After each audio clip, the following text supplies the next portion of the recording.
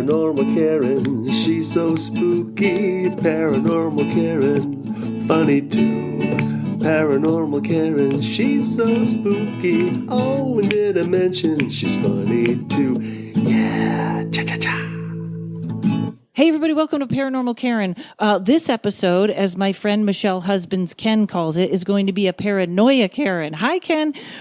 Today, Paranoia Karen, talking about just some ways to get ready. We're going to talk about some stuff, but I got to tell you real quick, Halloween weekend, you want to go to Cambre, C-A-M-B-R-E, house.com. I'm going to do a special bonus episode on this, but I'm going to be there Halloween weekend for a 7:30 p.m. show, readings on Saturday. There's going to be investigations. There's going to be local investigators, we're taping this in July, so hopefully all weather and stuff. Very excited. Look for that episode coming up. I'm going to tell you where you can get tickets and all that stuff.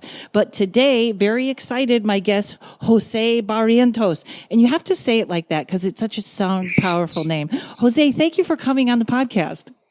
Oh, thank you so much for having me. Okay, so for starters, folks, Jose is a hysterical comic, and we're going to give him your website right now for that. Sure, it's josepranks.you.com. josepranks.you.com. You're going to go there and check out his comedy. But today, we're talking about a little something else. So, Jose, set us up. You're 12 years old, and the police come to your door. What happens? Well, I was really confused. Because I was 12. I opened the door, and there's all these cops and two detectives. And immediately I was like, well, guess we're headed back to Mexico. We had a good run here in the States. But actually, no, they clarified. They said they were looking for my mom. And I said, why are you looking for my mom? And they said, well, we're investigating computer fraud and abuse. Now, my mom, I don't think was even aware we had a computer. So I realized they were there for me because I had spent a week breaking into AOL.com. And I was basically duplicating their user tokens so I could have multiple sessions at once. And they realized that, and they found us. So, but they phone because at the time I used to dial in with the modem was in my mom's name. So so what I did is I just told them, I was like, yeah, let me go get her, and I did, and then I left. All right. Yeah. So 12 years old, you hack into AOL. Okay. Yes. Which is even interesting that the police come. Would that be FBI, or how do the police even know? So it depends, right? Things have changed. Now the FBI definitely handles that. At the time, there was no real department and if there was, it wasn't big. So what AOL did is they just reported it, and that went to the local police, and the local police of the phone number, and then they came over to the house. Okay, so, and now your mom does what for a living? She is a housekeeper and a nanny. So okay, so did she yell? Not technical at all. Was she like, "This is why we can't have nice things"? You break into the AOL, and she's like, "What?" Into the AOL, yeah. No, so my mom is like the least. She's super supportive in every other area except crime. So, she was makes sense. That's fine. Yeah. Well, there's some people who would protect their sons. She's not one of them. She was like, arrest him, definitely on their side. And she was telling them to, come down on me hard and all that. And I get why. She was trying to scare you straight. Yeah, exactly. But at the time I was crying. And yeah, it was, I'm not a good post-crime criminal. So now we jump to today, and this is your job. Yeah. Mm-hmm. Yep. I am a red team operator, which is a fancy way of saying I'm a professional hacker. So companies pay me money to do threat simulation. So I pretend to be like a Russian hacker, or I pretend to be like an Iranian hacker, a Chinese hacker. I come in covertly. Usually I fish my way into the environment, and then I do some lateral movement, and then exfiltrate data and just wait for their security team to try and catch me. Wow. So they think they're up against a real threat. They have no idea that I was hired. So there's physical aspects to this. Sometimes I'll pretend to be a janitor or a lawyer or something, and I'll walk into a secure building and see if I can plug in some USBs or other things. Wow. So you walk in as a janitor. Yeah, it's a great time to be Mexican in InfoSec. I was not going to go there and at the beginning, but I thought I love that this is like the anti-stereotype to the hilt. You know what I mean? Like it's Oh, 100%. Yeah, no, I've definitely had people walk in on me in server rooms. So it's like a room with a bunch of computers, and I've got a USB stick that I'm plugging in, but I've also got like a mover's uniform on, or I'll look like a FedEx guy or something, and they're like, "What are you doing?" And I'm like, "Why? Because I'm Mexican?" And they're like, "No, not at all. Never mind. Carry on." and by the way, Jose, maybe it's my headphones, but we're having like there's a little crinkle sound. I think Mike's going to clean that up, but folks, you got to stay with this podcast, even if it's a little uncomfortable. So have you ever hit on a girl? Like that would be so funny. Like you're the janitor and she's like, yeah, I don't really date janitors. And you're like, well, I do a little more than that. How's your computer running? Yeah, right. No, I don't think that really steeps into that. Maybe I'll try that. Maybe I'll try that next time. I think that's like the ultimate romantic comedy. Actually, you should write that. I hate romantic comedies, but he's so smart for a janitor. I don't know why he doesn't have more ambition. Well, actually, I lied. You lied. Oh my God. Everyone runs down the streets of New York City heartbroken. I couldn't tell you. I was saving the company. I was saving your father's company. All right. You have no idea how much I love this, Jose. Okay. So you go in and this is fascinating. Can you tell us the companies that you worked for, or is that a no-no?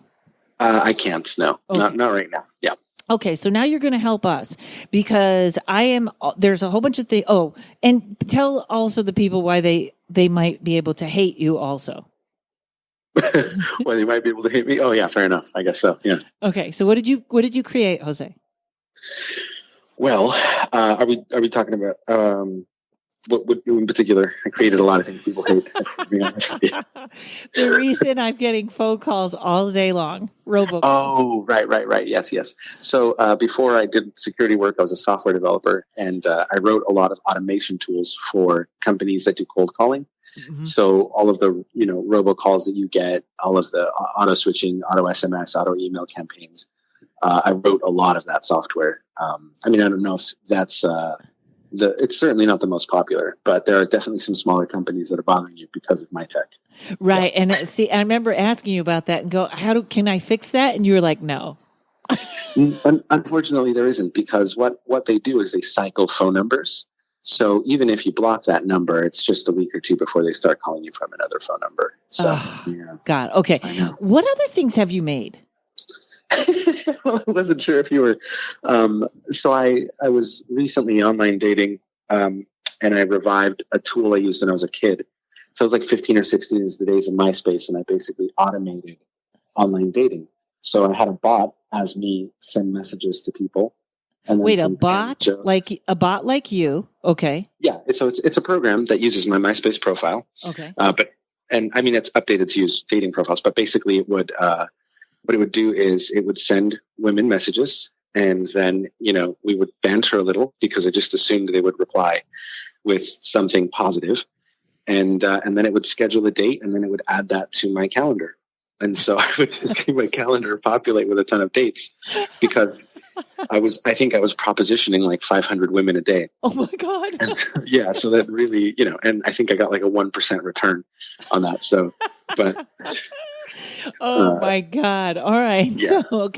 So now, and this just happened, folks. I know this is coming out in September. So the people that just hacked Twitter, do you know anything about that? Or are they is that the Russians? What is happening? Or was it just somebody flexing their muscle? Okay. So in my opinion, that was a really strange thing. And I'll tell you why. In my industry, there's a thing known as a 0-day vulnerability. And a 0-day vulnerability is a vulnerability that no one has a patch for because nobody knows about it.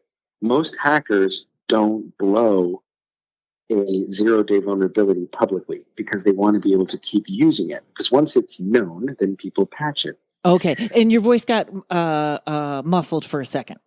Oh, okay. Okay, there. Sure. Perfect. Okay.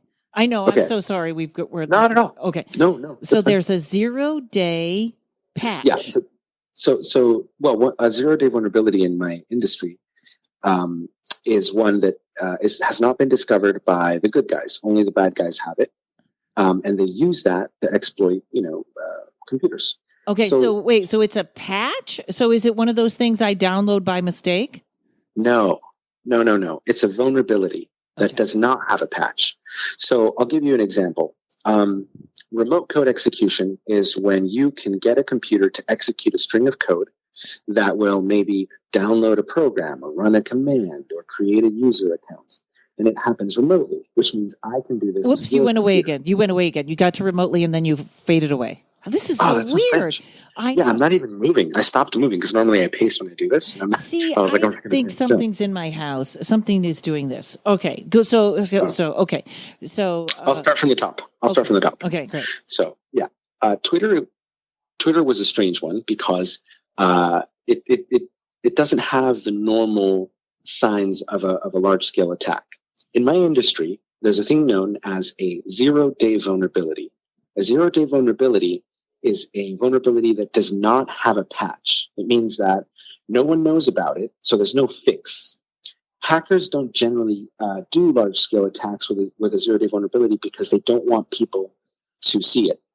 They wouldn't spoil it on something as silly as a Bitcoin scam. Okay. It's like if you have the ability to infiltrate a Twitter account, you would keep that to yourself. And you could sell that to companies overseas for espionage. Wow. Think about what you could do if you could access the direct messages on Twitter of any user. Wow. I mean, that's worth way more than a Bitcoin scam could ever get you. So I suspect that this was done to get everybody to pay attention to that and not something else. Okay, so that was someone that wanted to go, hey, this is very interesting because, and it leans right into paranoia, Karen. Could that have been a message to QAnon or Trump and those guys to go, hey, this is here? Maybe. I don't know. Because the thing is, it's certainly possible, right? But the issue the issue with that is that we'd have to say, okay, we know who did it. We don't know who did it. Okay.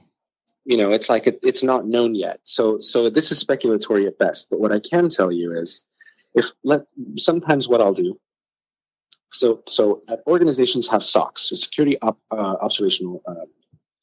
Oh man. SOC, security operational what? Cox? SOCs?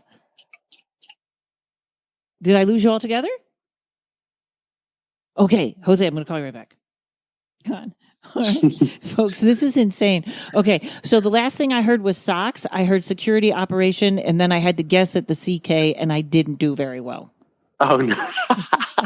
no. SOC, Security Observational Center. Center, okay. Or center. It's either observational or operation center. I went with a dirty word. Okay, go ahead. Oh, that's hysterical. Sorry, everyone. Really I don't know why. No. Okay, Security Operations Center. Okay. Yeah. Basically, that's where the good guys, the blue team, sits and they monitor logs for intrusions. That's where intrusion detection happens. That's where they do incident response.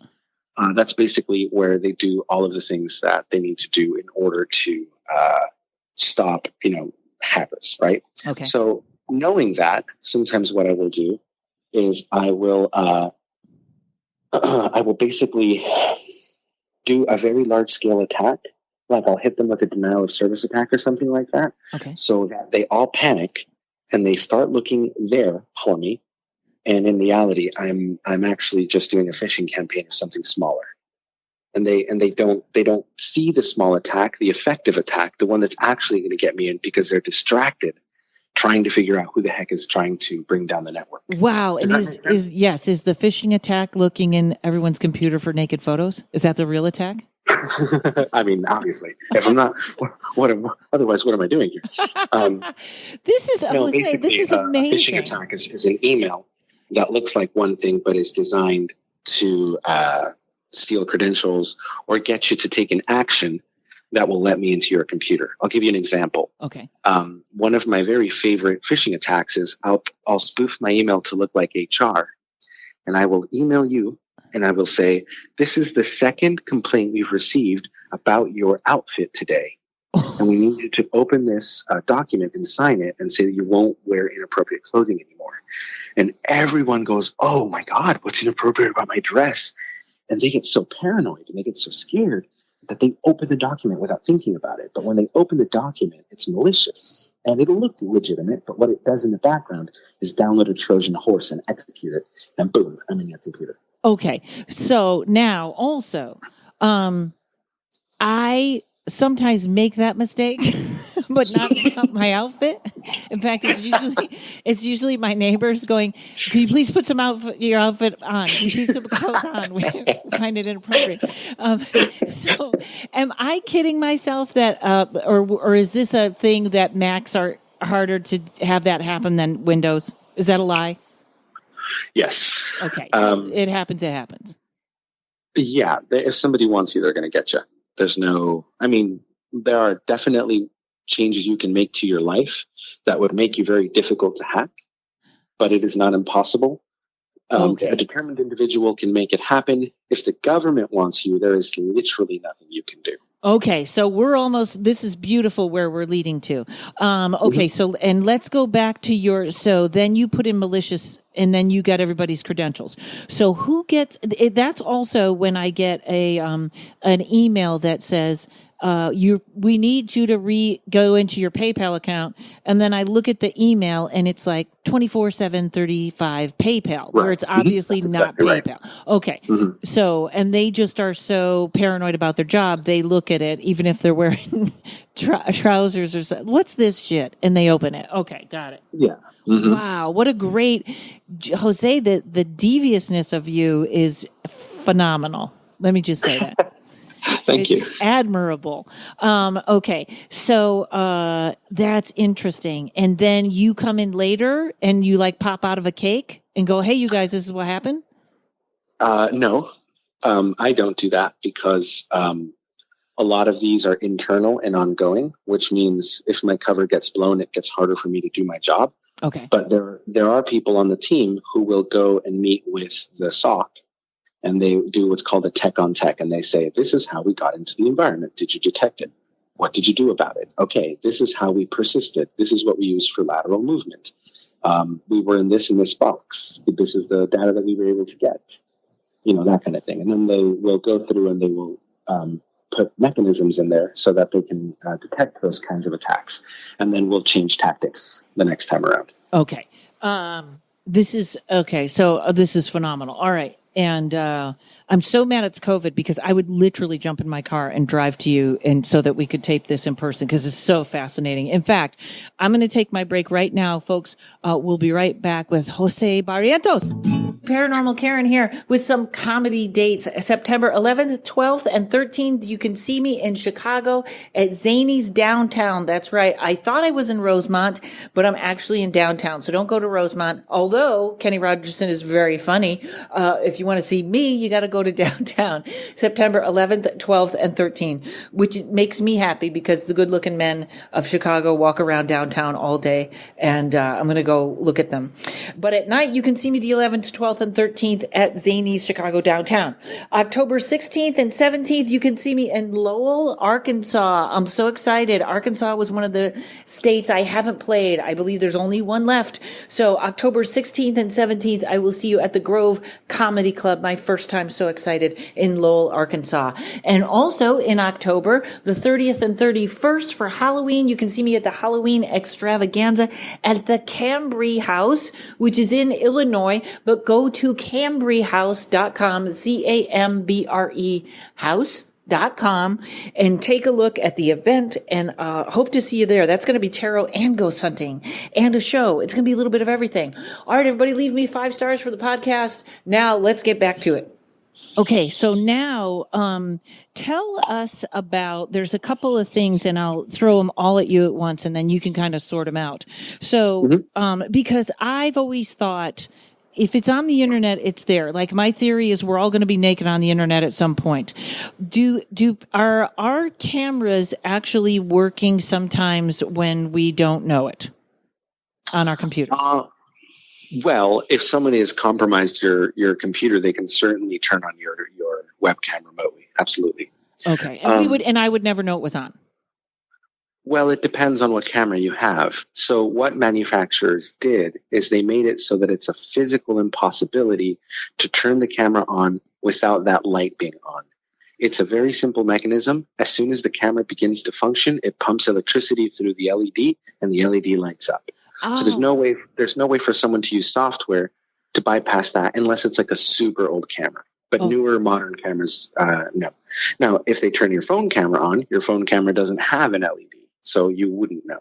Okay. So, and here's the thing. I'm all Mac. I'm all iPad. I got the iPad Pro. No more computers. Is that a whole different story or the same thing? Well, in what regard? That I would have a little light. I don't know who wants to watch an old lady knit while she watches what we do in the shadows, but I'm very paranoid. Such a great film. I know. Definitely. I would say that it should have it. Yeah, it should have it. But it depends on how old your camera is. Okay, it's a brand new one. So, okay, so now this thing where I say, "Hey, let's get oysters," and then I turn on my computer, and the first my first ad on Amazon is for oysters. What's that? So that's right. So our phones and those devices are definitely listening to us. Okay.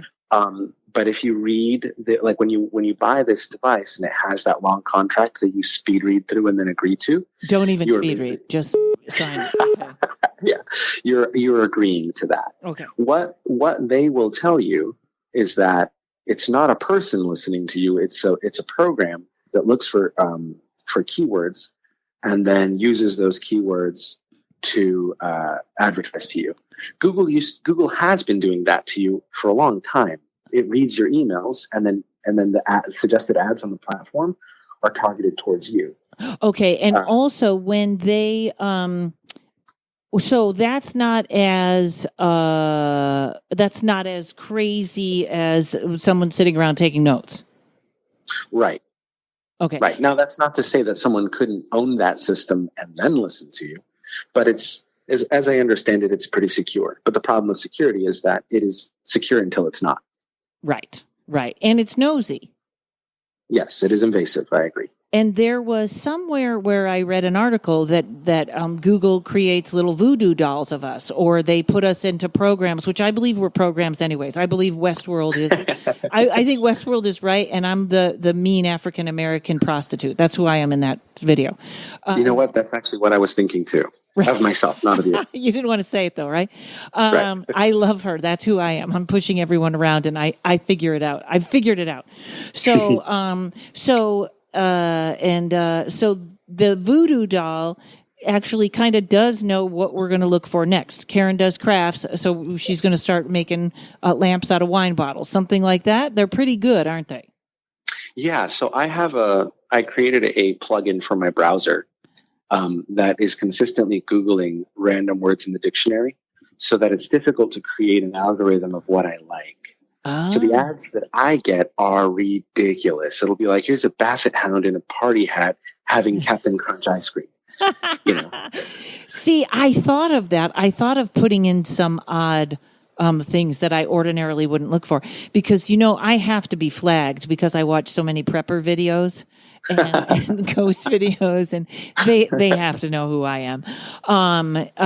Fascinating. Okay, so. Now Google reading all our emails, so they literally are stored somewhere, aren't they? Well, they're stored on their servers, certainly. So if somebody from the government says, "Hey, we think we got some terrorist activity over at Rontowski's hut," Google can send them my stuff. They can. I don't know that they would. So companies are starting to fight against that. Apple, most notably, refusing to unlock an iPhone that belonged to a known terrorist. If you remember, there was a shooting. I want to say it was in Northern California. I remember this because when I bought the iPhone, I was a little leery about doing the facial recognition, and that was the example the guy set. But they just found out, the FBI just figured out how to get in an iPhone. They just announced that. They didn't figure it out. They outsourced it to an Israeli tech company that knows how to do it. Oh. you see, they have a 0-day vulnerability that allows them to unlock an iPhone. And they use that for the FBI. Wow. Okay. And this is so fascinating. I've never heard of this zero. So it just is a thing on the, all right. There you go. The cat's out of the bag. It's a timeline. Think of it like that. When you have a vulnerability by day 90. So, okay, a penetration tester, and that's not a title I made up. That's what it's called. Yeah. That's how you're getting so many dates on your computer program for Tinder. Precisely. So, basically when a penetration tester finds a vulnerability, they say you have 90 days to patch this before I disclose. So, okay, the vulnerability on day 5, this is what we've done. Day 20, this is what we've done. But day 0 means no one's done anything to fix it. That's why it's a 0-day vulnerability. Oh, okay. Interesting. All right. These are very, very rare, by the way. Most of the vulnerabilities that hackers use are decades old. Okay, so somebody might even not even know they're there anymore, and the hackers, and this is what they want to save. Okay, got it. Fascinating. Okay, now the Russian hackers is it safe to say everyone's messing with our election? Like, to narrow it down to Russia is probably ridiculous? Well, Russia is the best at it, but yes, everybody is. We meddle in other people's elections, and they're trying to meddle with ours. Russia didn't hack our election, but Russia did do a lot of misinformation and psychological operations against our population. And I propose that we do that back to them, except everybody knows that Russian votes don't actually count. Right. So it doesn't matter. We can't hit them with the same attack. But yeah. That's fat. I was talking to Ryan Singer, and I was saying how hard it would be to disappear now. And he said it's through misinformation, which is very interesting. And it's also a scary thing because YouTube is pulling off what they think is misinformation. And I don't agree with everything they're pulling down. Like, it's getting very, very hairy now. And that's an interesting question. Could you literally fake your own death? With the technology and everything, could you make sure that no one found you, even through RIF chips or RID chips or whatever that are in our car and everything? Do you think you could do that? Are you asking if I can do it or if one can do it? Either one. Okay, I can definitely do it. Wow. So yes, to both. Wow. Yeah, I hope you absolutely. don't turn to the dark side and kidnap someone. No, I wouldn't. I don't fathom a reason for me to have to do something like that. But because I know how security works and most of the security mechanisms, I mean, even throwing, I did a security assessment for an airport once, and I was talking about how, because they say, well, our system's pretty ironclad. For example, you buy a plane ticket online, you can check in on your phone. When you get to TSA, they look at your passport or your ID. They look at your plane ticket, they scan it, you go through. Then you go to the gates, and nobody checks your ID there. So you scan the ticket, you get on the plane, and you go somewhere, right? Right. But what stops you from buying 2 tickets? Using one ticket to scan through with your ID in your name, and the second ticket is under the name of Donald Duck. And then you use that ticket at the gate. No one's going to check your ID, and then boom, you've disappeared. Now, they will use cameras to track you later, but it doesn't matter because you've already given yourself, a week head start before they realize you're not where you're supposed to be. Wow. Okay. Thank you. I'm going to do that next time. Security alert. Donald Duck, your dog has gotten out of its cage. Can you please report to the gate? Gigs up. Don't do it with a wild dog. Okay. So how vulnerable? Now, I have my credit locked. Mm-hmm. Okay. So and for folks that don't know, you should do this. My credit is locked. It has certain passwords, which I'm sure if someone wanted to work hard enough, they could get it. But in other words, if someone goes to run a credit score on me, if I'm getting a new apartment and they want to see what my credit score is, they can't, which means supposedly my identity can't be stolen because they couldn't buy a house with my identity. They couldn't get into my identity. Is that foolproof, or it's just a good barrier to knock out 90% of the identity theft? No, well, there's no such thing as foolproof, right? Right. Okay. Everything is inherently flawed. Unless you're a multimillionaire, nobody really needs your identity for that. I mean, it's small potatoes. Get a credit card in your name, run it up, buy stuff. But no legitimate criminal organization is going to do that to you specifically. But my credit score is over 800, Jose. I think you're screwed. The whole world is coming. They are absolutely going to come for you. Yeah. What you are as a target is you are a really good pivot point. So what you're in danger of more than anything is not your finances, but your credibility online. Your email is going to get through a lot of spam filters, and it's going to get through a lot of normal security vectors that are designed to stop bad guys. So what I would want your email or your stuff for is so that I could pretend to be you to then get into a larger organization that would be worth my time financially. Okay, so you would take my email, get into JP Morgan, and then go in the back door and filter around and see what's happening. It would be a lot easier for me to pretend to be you and pretend to apply at a job at JP Morgan and send them my resume as a Word document that has a malicious file in it. Okay, so how does, when they get that document, how do they know that I'm clean, so to speak? Or would they run a credit check? Can they do that right there with my email? Probably not, but you probably exist on LinkedIn. You probably have a Facebook. You probably have a social media footprint that is old enough to make you seem like a legitimate candidate. Or if I have to, because I can't do it as Jose or I'd get in trouble. So I have to, what am I going to do? I have two options. I can create a fake person and cook them, so to speak, so that they have like, you know how you get friend requests from Facebook that's like, obviously this is not a real person. Right. That's because it's a new account. It's got a few photos, a few posts. That takes forever to create. And I'd have to do that today just so it's good enough in 10 years. It makes more sense to steal your stuff. You've already done it for me. And then I can use you as a legitimate person to get into a place. Okay.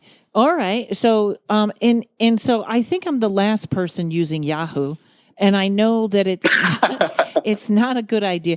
But when people, so there's a weird thing where, okay, so everybody has an account that wasn't closed, and then years later you get an email from them that says, this video looks like it's you. How embarrassing. So that you can click on that. So that is obviously somebody taking old emails and hacking them, right? Yeah. So the thing is, and this is what I stress to a lot of people, is it's important to switch up your passwords often. Why? Let's say you use the same password for everything. And I like to think people don't anymore, but let's suppose that you did. Okay. And you sign up. Okay. By the time this has aired, my passwords will all be changed. Yeah, Ghost Whisperer 1, Ghost Whisperer 2, Ghost Whisperer 3, Ghost Whisperer 2020. So, okay, I'll give you a real world example of something that I did. People write me a lot for hacking help, and more often than not, I can't because, one, it's illegal, and two, that's just not something that I would want to do. But this happened a long time ago, and it was for a good cause. This lady wrote me and said, hey, my mom... limitations is up. Yeah, well, we'll see. I'll talk to my lawyer. But yeah, so basically this woman wrote me and said, my mom died. She passed away, and her Facebook is locked, and I don't have access to it. And I she had a ton of photos that we don't have access to. She said, can you hack my mom's Facebook? And I said, no, I'm sorry, I can't hack Facebook. And even if I could, I wouldn't do something like that because Facebook would certainly come after me. And so she said, oh, this is really sad. I really want to recover these photos. I don't know what to do. And I said, write Facebook. She wrote Facebook. Facebook did not help. So I said, okay, well, what's your mom's email? So she gives me her email. So I do a reverse lookup, and I find that this email has been registered for a bunch of companies, MySpace, Facebook, Amazon, a bunch of stuff. But there's one little small company that she had registered for. It was like some mom's group or something like that. It was a very, very small company, small potatoes. So I said, well, let me check this company out. So I did a cursory check, and I found out that they actually had a vulnerability on their website, and I was able to hack inside. Once I got inside, I got the database, I found the woman's password, and lo and behold, she used the same password for everything. So I was able to log into her Facebook with permission, of course, and give it to the daughter, and then boom, she had all the photos back. So then I told the website, hey, you have a vulnerability, patch it. And they said, who are you and how did you do that? And I said, don't worry about it. You're welcome. I am Jose Barrientos. Yeah, no, I didn't do that. But basically, you could do this with malicious intent. So if you use the same password and a small website gets hacked, now they can use that to log into your bigger, more seemingly secure accounts. Okay. So also, and this is very interesting, and this should be a lesson to Facebook, because I've told this story probably way too many times, but so they're doing all these Karen videos, and some guy put together a whole bunch of them, and then he Googled Karens and put my 8x10 on the thumbnail. And I know, right? Someone goes, hey, you might want to get this taken down. First day up, like 7 million views or something, but someone found it. So I emailed YouTube. YouTube wouldn't do shit. I was but what I did was I put the YouTube email with this guy's email and said, do I need a lawyer? And the guy was actually nice enough and took it down. And I'm sure, I don't know if he was a criminal or somebody that was just, he just was, whatever happened. It's all down. I don't want to say anything bad because I don't want any more problems. But YouTube was a mess. They were no help at all. No, they don't. Well, that's the thing. And this is why people write me. It's because, listen, this is controversial to say, but I actually don't think that there's much these organizations can do for you, because it's not a big deal to them. Right. So people write me because they'll say, okay, so this woman used to rent her apartment for Airbnb. She rented it out to what she thought was a young woman. It turned out to be a man who ransacked her place, stole a bunch of her money from her little safe that she had, totally just destroyed it.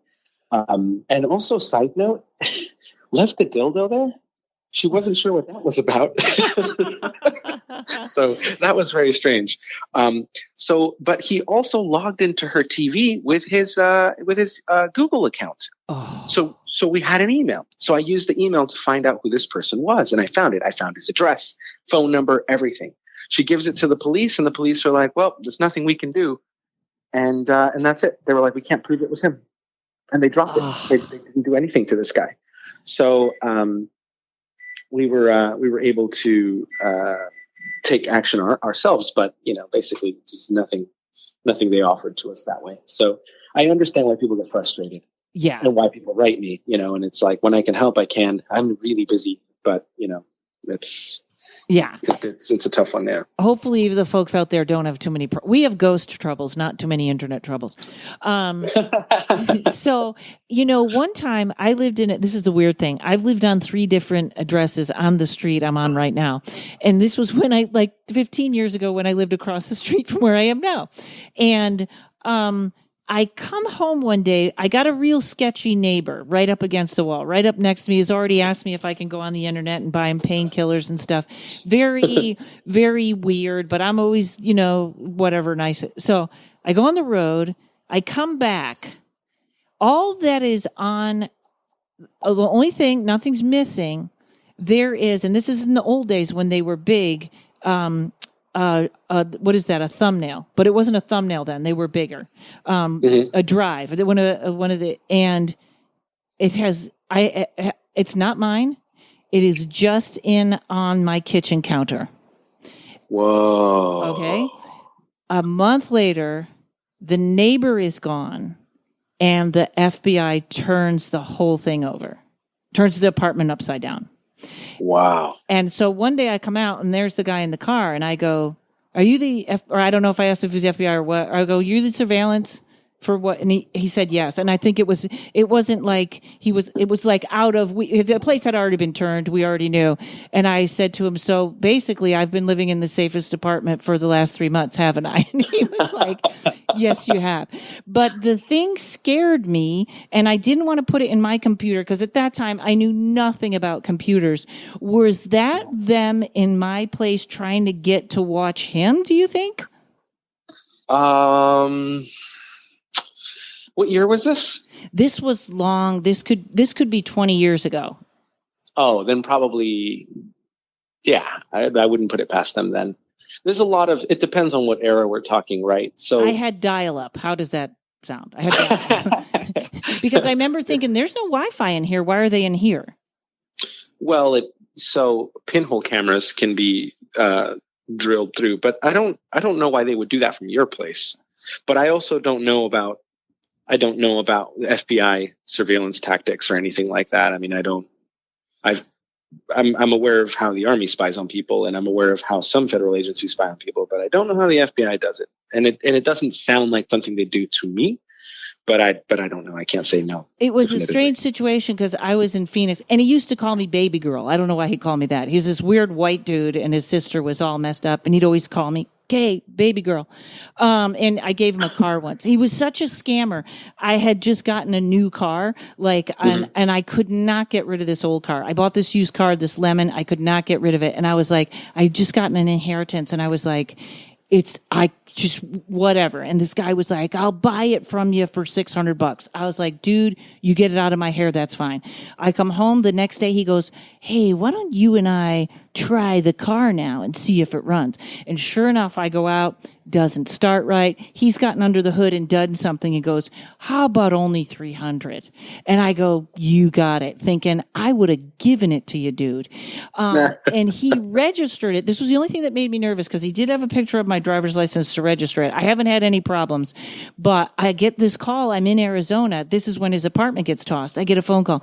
"Hey, baby girl, what's going on there at the apartments?" And I was like, "I don't know. I'm in Arizona. What's going on?" He's like, "Yeah. Oh, no, I'm just up the street. It seems like there's a disturbance or something. I don't know. I was going to go home. I'm going to check with you first." And I was like, "Yeah, I don't know." And then I go home, and sure enough, they pulled the door off. They went in there. I don't know what he was doing. And I also don't know because a week after he had that car, he goes, "You're not going to believe it. I had to junk the whole thing." And I was like, he used that in a crime somewhere. It's gone. But that car was so bad it deserved to be used in a crime. So anyways, I shouldn't be talking because I should be interviewing you. Folks, we'll be right back with Jose. Hold on. Psychic medium and buddy of mine, Terry Huberman, is with me today. Terry, you've given me so many great readings and healings, and now you've got everything together in one package. Tell me about that. I sure do. So this package has energy healings, readings, and coaching. Coaching, that's the best. And people, they buy the package. You give them coaching once a week? Yeah, so we meet online once a week, and in between there's support as well. And who would this be for? This is really for folks who are in indecision, needing to get into their intuition because they're blocked or stuck. They need to move forward. And so we explore what the root causes of the problems are. And helps them get out of their own way. Yeah, absolutely. Terrific. And what can they expect from this? Sure. So moving from anxiousness to confidence, accessing their freedom, joy, and security, and really being in alignment with themselves so they have that clear direction, so they know, aha, this is what I need to do next to reach my goals.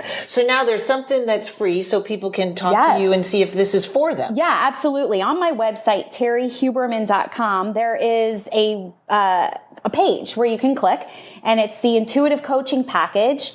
And there is a button there that says schedule a free call. So you go ahead, schedule it. We'll get on a call and you can learn more about this program, and we'll see if this is a good fit for you or not. See if there's chemistry. Yeah. Beautiful. It's an odd date.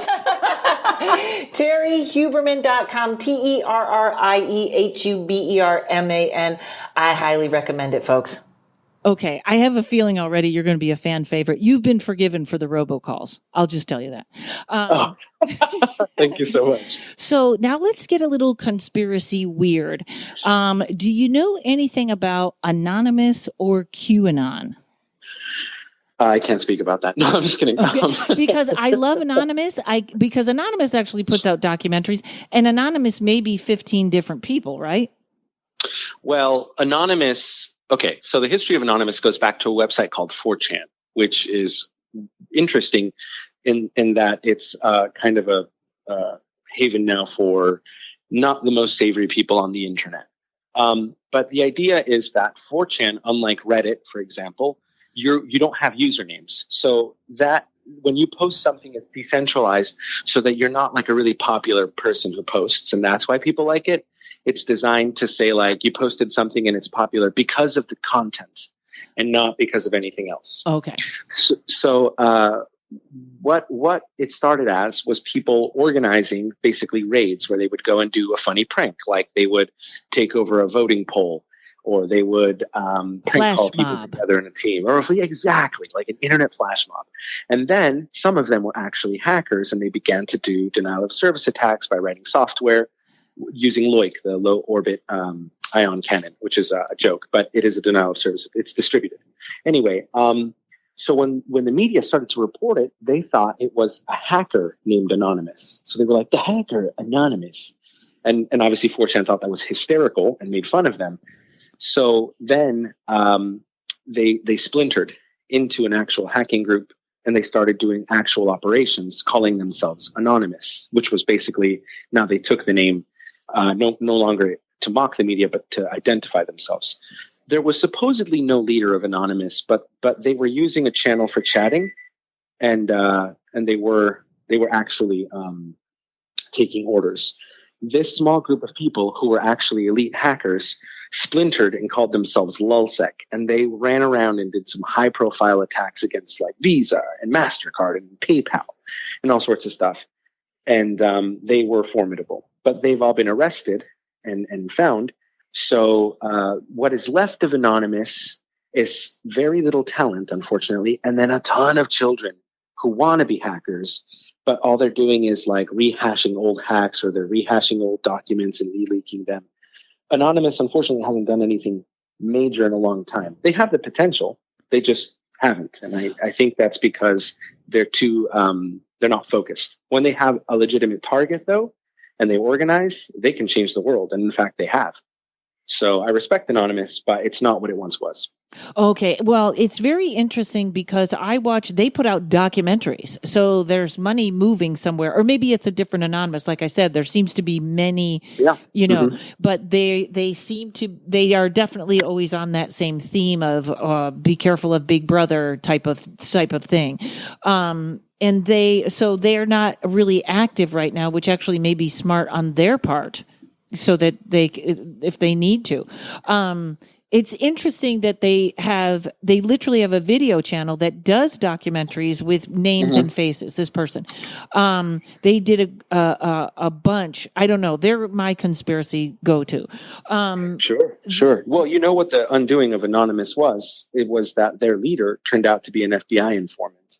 Oh, see, I feel like I just did this. This one came out in July, about how everybody wants to yell Antifa, but Antifa isn't organized. They don't have a leader, which makes it very hard for the FBI to track them down or for them to organize. They wanted to say Antifa was wrecking things during the protests.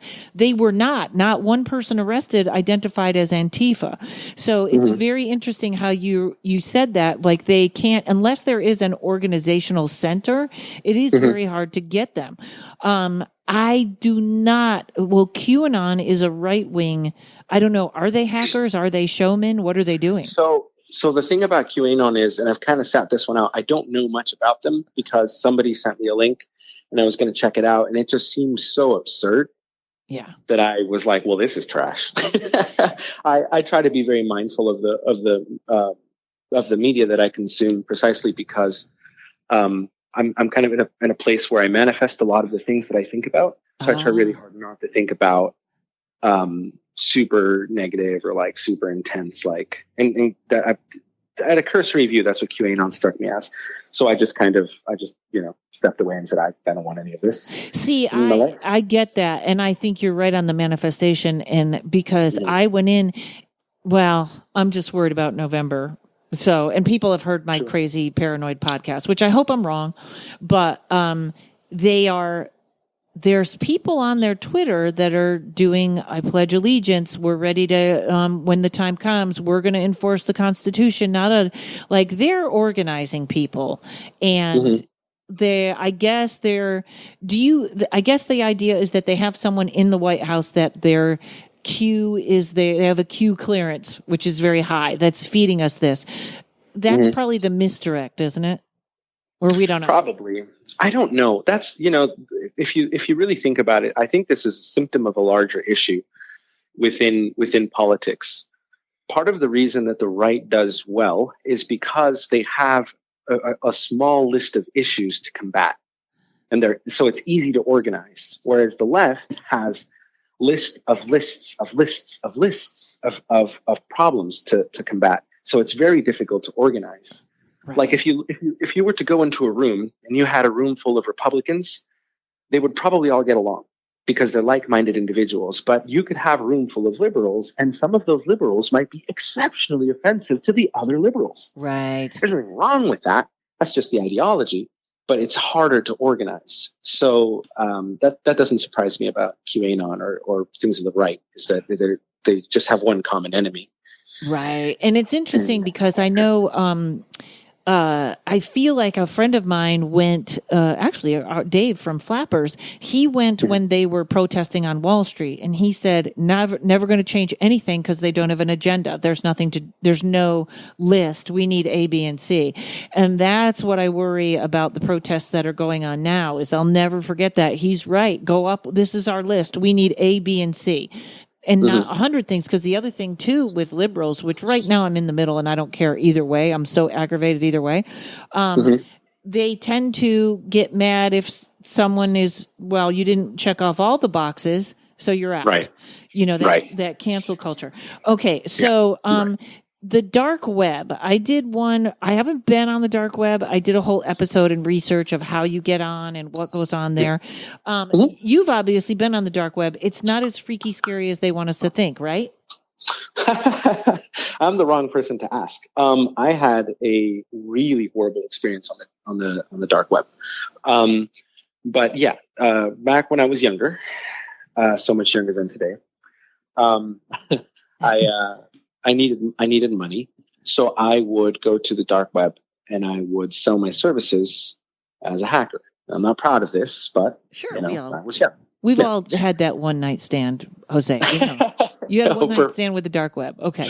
Yes, and so I would go down there and I would advertise, hacker for hire. Let me know. Basically, a soldier of fortune, if you will. And but then, I have a mouth. I'm funny, I think. And so I like to banter with people. And I got into it with the wrong person. And this person made it very clear and very quickly that he was 10 times the hacker that I am, and did some things that to this day I find terrifying. So I vowed not to go back down there. Okay.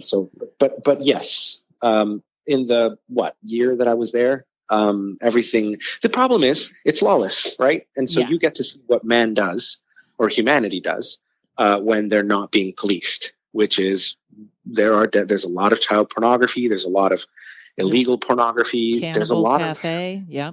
Yeah, absolutely. There's torture videos, faces of death, some really dark stuff. Because there's people who have, that kink.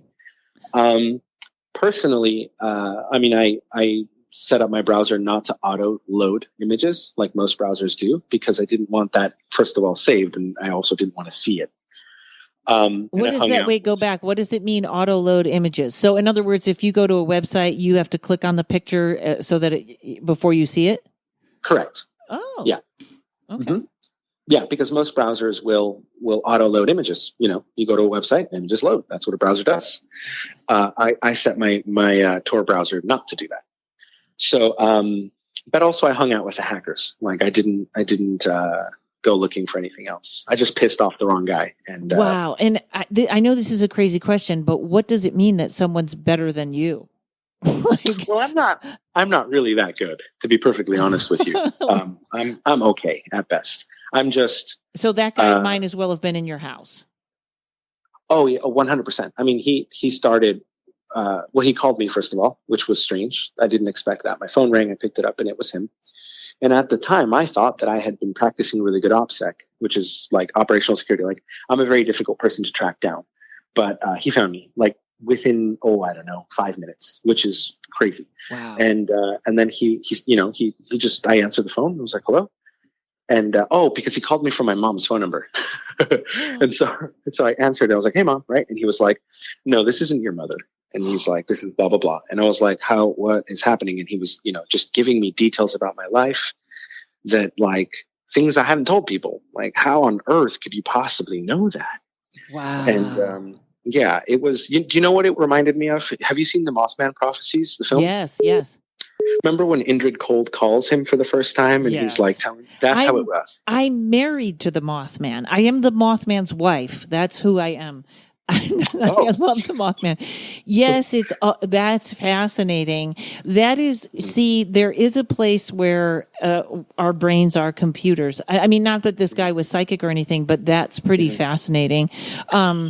I once read a story about how a family, somebody just decided to terrorize them. Phones, texting each other, turning on pictures like the guy was in the house. That's pretty awful when someone gets their sights set on you. Is there anything you can do, or just all technology in the garage? No, there are things you can do. So there are steps one can take to make sure that they're a difficult person to hack, or that if you do get hacked, it kind of stops there. One thing that I practice is my email account that I use for business and friends and stuff, like the one that you emailed me on, that one's fine, but that's not attached to anything. So it's not attached to my bank. It's not attached to Netflix. It's not attached to Amazon. Each account, Amazon, Netflix, my bank, has its own private email address.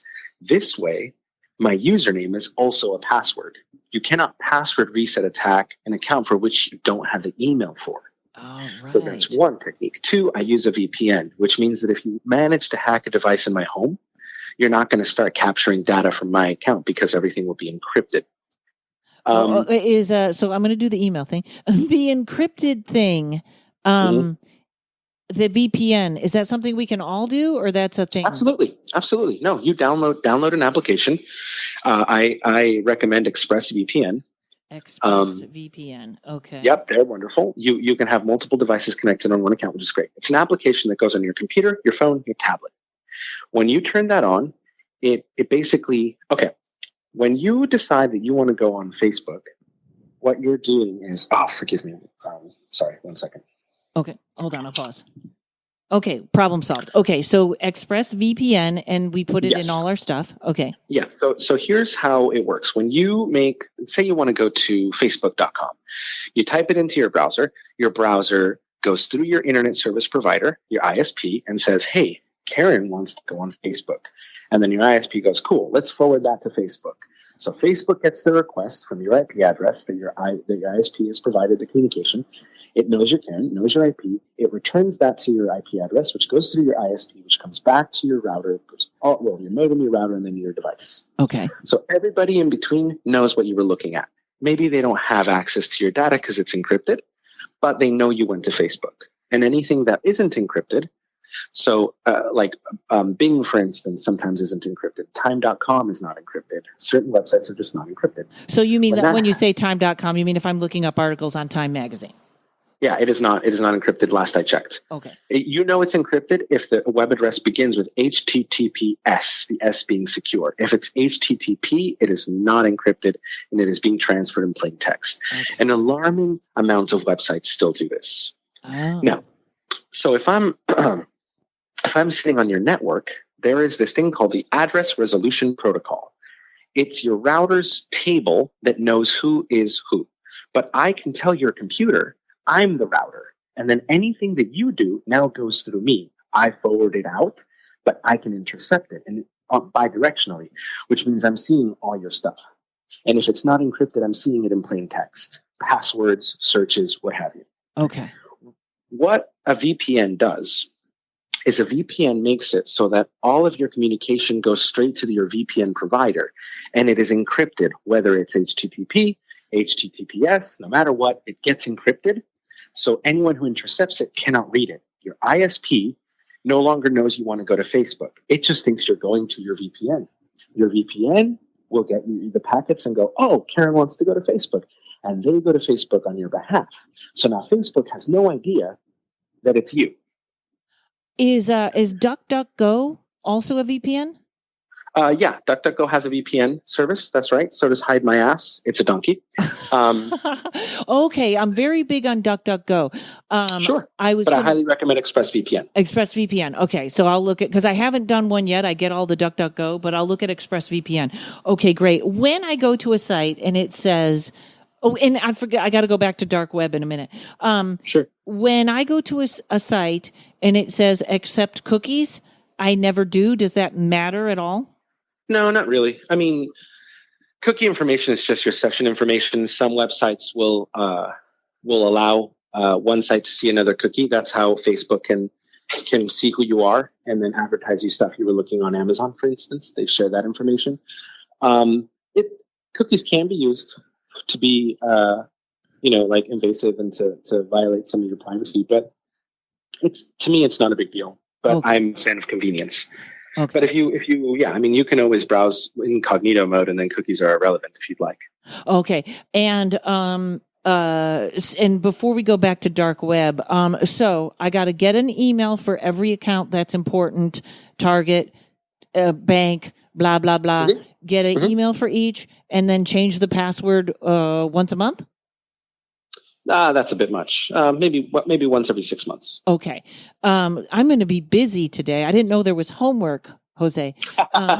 Okay. So everyone knows I predict some sort of weird revolution or something going on at the end of this year after the election. Let's say it all hits the fan.